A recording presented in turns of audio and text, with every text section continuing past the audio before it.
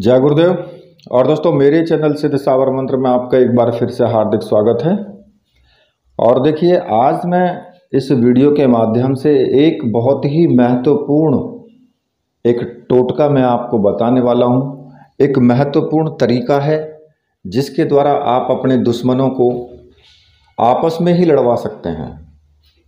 देखिए, शत्रु जो होता है इस जीवन में, जो कि इस संसार में जो भी व्यक्ति रह रहे हैं, उनके कोई ना कोई शत्रु जरूर हैं। शत्रु भी हैं, मित्र भी हैं।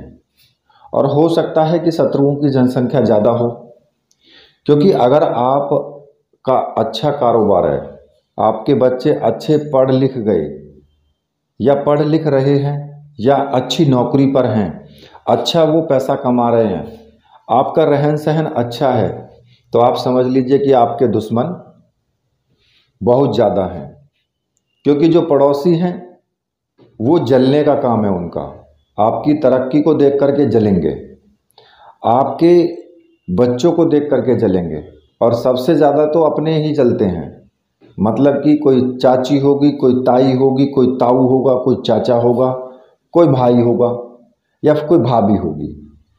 कहने का मतलब ये है कि कोई ना कोई ऐसा व्यक्ति या ऐसे कुछ व्यक्ति जरूर होंगे कि जो आपकी जो संपत्ति है उसको हड़पना चाहते हैं, आपको गांव से ही भगा देना चाहते हैं, आपके पीछे ऐसे पड़ जाएंगे कि वो आपको मार ही देना चाहते हैं।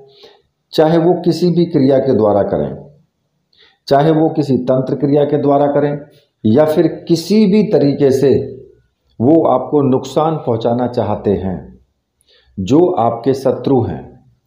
और शत्रु क्या कि जैसे कि आपके कोई पड़ोसी ही हैं या कहीं पर भी हैं, तो वो जो शत्रु हैं वो इतने घातक होते हैं कि आपको कहीं ना कहीं किसी ना किसी प्रकार से हानि आपको वो पहुंचाएंगे ही पहुंचाएंगे।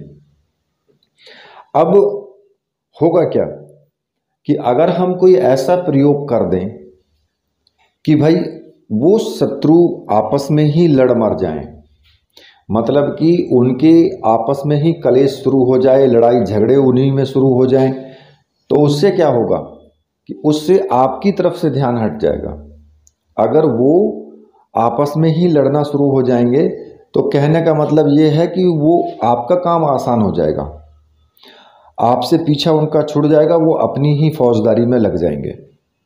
तो अगर ऐसा कोई साधना है या फिर ऐसा कोई टोटका है, तो मैं आज आपको जो बताऊंगा वो इसी प्रकार का एक छोटा सा टोटका है, जिसमें ना तो कोई आपको मंत्र जाप करने की आवश्यकता है, ना ही कोई साधना करने की आवश्यकता है, और ना ही उसमें कई कई दिन तक बैठने की आवश्यकता है। मतलब कि आपको कुछ ज़्यादा उसमें नहीं करना है, सिर्फ एक छोटी सी क्रिया करनी है। और ये क्रिया बहुत ही गुप्त क्रिया होती है।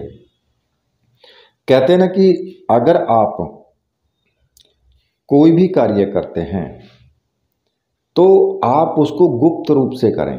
और ये तंत्र क्रिया जो मैं आज आपको बताऊंगा, ये क्रिया किसी को बता करके नहीं करनी है, ये चुपचाप आपको करनी है ये क्रिया, ठीक है। तो अब ऐसा क्या किया जाए कि हमारा जो दुश्मन है उस दुश्मन के आपस में ही लड़ाई हो जाए, उसके घर में ही एक विद्रोह उत्पन्न हो जाए और वो अपनी ही समस्या में लग जाए और वो समझ भी ना पाए कि क्या हो रहा है। तो देखिए, आपको क्या करना होगा कि किसी भी मंगलवार के दिन आपको दोपहर के टाइम का इंतज़ार करना है, जब ठीक 12 बजे।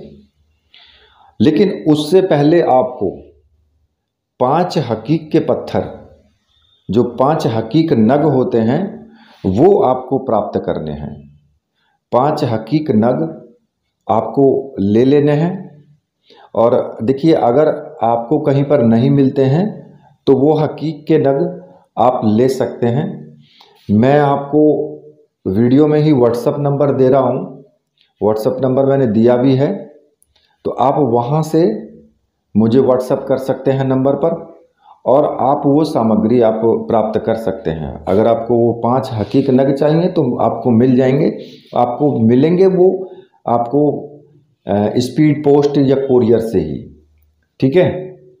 और देखिए कुछ लोग ये भी कहते हैं कि जी आपका नंबर नहीं लगता, आपका नंबर जो है व्हाट्सएप पर नहीं शो कर रहा है। तो देखिए भाई साहब, आपके फ़ोन में कुछ प्रॉब्लम होगी जिसकी वजह से आपको व्हाट्सएप शो नहीं कर रहा है। नहीं तो सभी लोगों को व्हाट्सएप शो भी कर रहा है, मैसेज भी आ रहे हैं उनके, और उनको व्हाट्सएप कॉल भी आ रही हैं।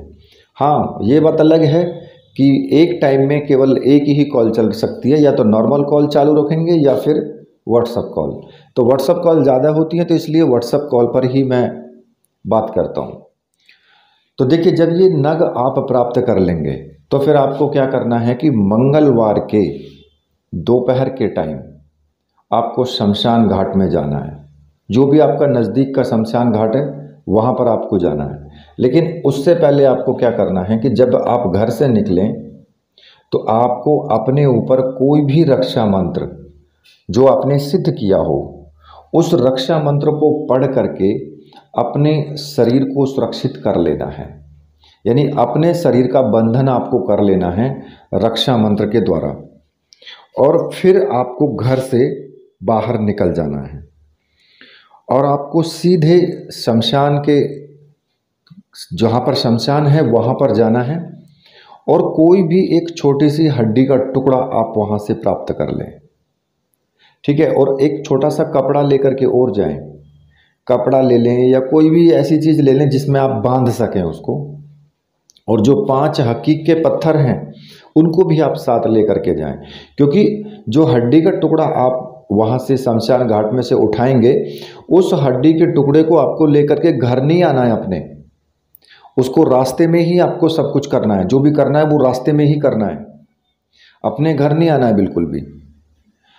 तो वहाँ से हड्डी का एक छोटा सा टुकड़ा ले लेना है आपको, और उस हड्डी के टुकड़े को ले करके और जो 5 हकीक के जो नग हैं उनको एक कपड़े में या किसी भी चीज़ में दोनों को एक साथ बांध दें।